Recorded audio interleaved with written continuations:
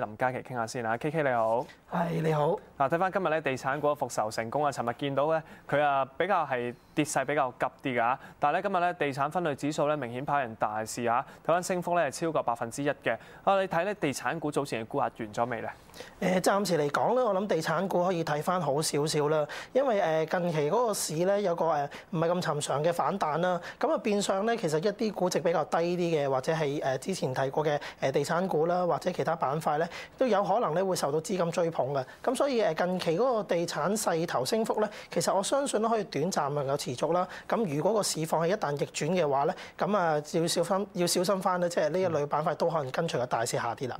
睇翻咧依家版面上咧，本地地產股一個升勢咧都幾全面啊。其中咧就信置啦，就有新盤開賣啦，最近就賣得唔錯嘅，就升緊1毫8。恒基同埋長實咧都近排獲得主席增持嘅。你睇咧，如果係俾你揀啦嚇，你會揀啲近排有盤賣啊，賣得唔錯嘅，好似信置啊，定係買長實或者係一啲好似恒基地產咁嘅股份咧？我諗如果近期即係要揀咧地產股入邊嘅邊一隻咧，我要睇翻咧近期嗰個走勢係點樣啦。譬如信置咧，其實之前咧因為都受到啲資金嘅吹捧之後咧，近期咧都開始喺個高位開始有個回落嘅跡象。咁所以咧短暫能夠再炒上個空間咧，其實就唔係話十分之大。咁你可以留意翻啦，即係譬如長實啊，或者係咧新地近期咧佢嗰個走勢咧都係一個區間徘徊啦。亦都未出現一個好明顯嘅突破。我覺得咧，如果資金係真係會炒作嘅話咧，相信呢一類嘅股份咧可能會比較受歡迎啲嘅。OK， 嗱我哋轉睇埋啲藍籌嘅內房股啊，今日個表現都唔錯，好似中國海外啦，同埋華潤置地咧個升幅都有大約1%到2%左右。嗱家陣呢個市咧定翻啲啦，佢哋依家都好似有翻啲吸納喎，係咪啊？係啊，冇錯啊，因為咧內房股啦，我諗喺咁多個板塊嚟講咧，嗰個受擔心嘅情況都比較大少少啦。因為最近咧其實嗰個全年個業績表現嚟講咧，有好多個內房股咧，雖然咧係之前話推高嗰個銷售咧，都係曾經出現減價呢個銷售策略啦。咁但係最尾好多咧都唔能夠達成全年個銷售目標。咁啊嚟緊咧亦都係更加擔心究竟個銷售目標會唔會進一步咧有個比較大啲嘅下調。咁所以咧資金咧之前其實已經流走咗喺呢一個嘅板塊之外。咁啊近期咧因為嗰個市況咧開始有個回升啦。咁啊如果呢啲資金嘅話咧，可能會再次流入翻個內房股嘅。咁所以短暫嚟講咧，內房股可能會跟住個大市咧，再係最後嘅上升嘅。睇翻咧個別嘅內房股啦嚇，龍湖地產咧舊年嘅合同銷售咧就係有383億元人民幣，達標咗96%啦嚇。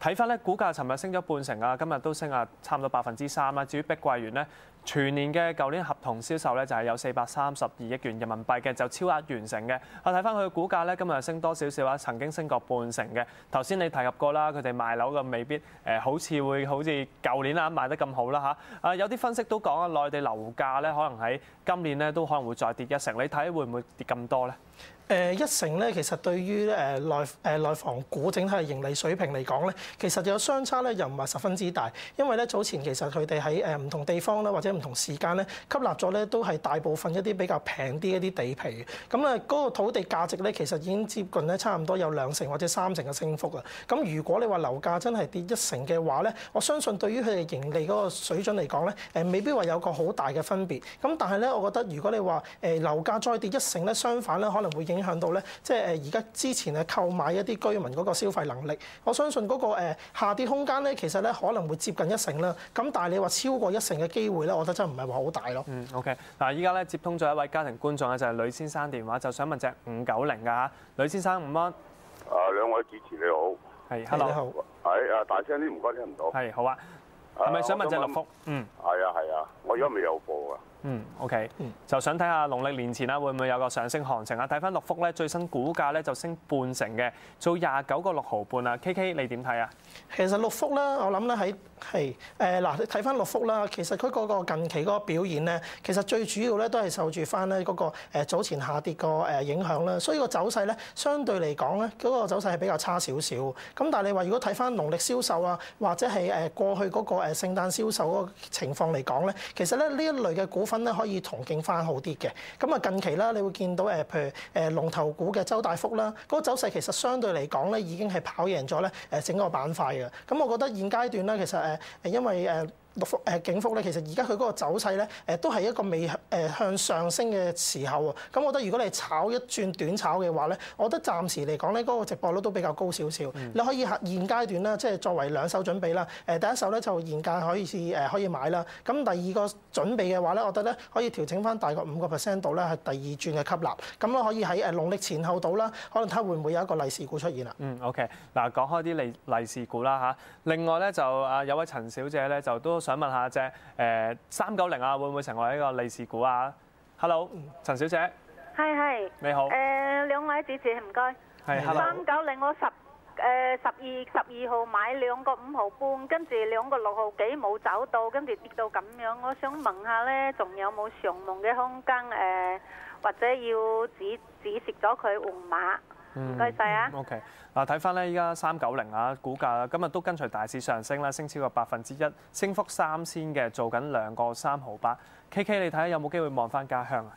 我覺得咧，如果你話望翻家鄉嘅機會咧，我覺得都覺得係大嘅。咁啊，點解咁講咧？因為其實你睇翻佢個股價表現啦，其實而家暫時嚟講咧，都係處於個區間橫行，因為大概咧係即係喺2個2毫半啦，去到呢個2個6左右咧，其實上下到波幅嘅。咁啊，現階段咧個市咧未必話係炒翻呢一類嘅股份嘅。咁但係我覺得咧，如果個市況咧即係喺農曆新年前後咧，可以即係再做翻好少少嘅咧，唔排除呢一類股份咧都可能受住翻啦，即係某一啲消息嘅影響咧，都炒翻去2個6啊，呢啲水位嘅時候，咁我覺得咧，去到2個6咧，你話要再向上衝咧，嗰個機會咧就可能會比較細啲啦，因為咧2個6嗰個阻力位咧都唔細嘅。咁啊，你可以喺2個6度啦，先係沽咗去轉其他嘅股份啦。咁啊，而家咧，我覺得咧，暫時係唔需要止蝕住嘅。咁但係你話如果佢跌到去2個2樓下水位嘅話咧，我覺得咧就可能個市況咧就可能會出現一個比較大啲嘅調整啊。咁到時咧，你先再考慮其他板塊咧，咁就會可能會好啲咯。OK。KK 啊，我哋轉睇下汽車股表現啦。今日有隻特別突出啦，就係隻廣汽2238，股價異動啊！今朝早都突破埋10天同埋20天線嘅匯聚點啦，突破埋50天線啦，6個9毫8，6個9毫8嗰啲水平啊！最新咧，依家就係做緊7個1毫半嘅，升幅係接近8%嘅。依家仲追唔追好咧？